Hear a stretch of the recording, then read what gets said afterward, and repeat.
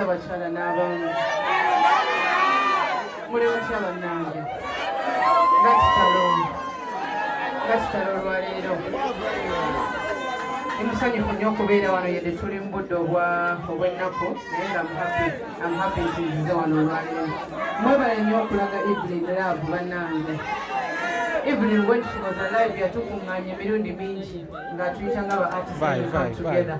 Waliyo n'abamu nga tetweyagala naye nga twesanga ewaani ewa Evelyn. She was a person of love. Yeah.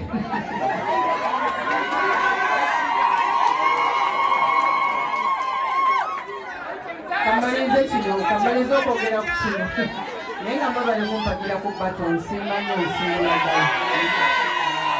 nsimba nnyo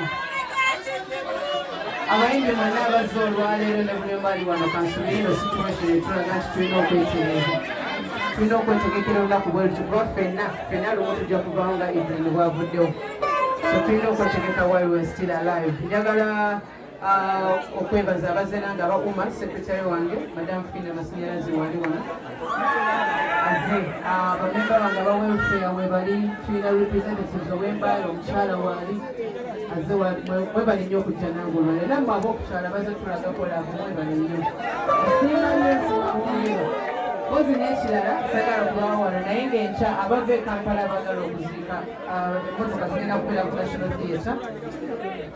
Emmotoka ezitambuza abantu zigenda kubeera ku National Theatre tubonabona okitegedde zigenda kubeera naye nga mwebale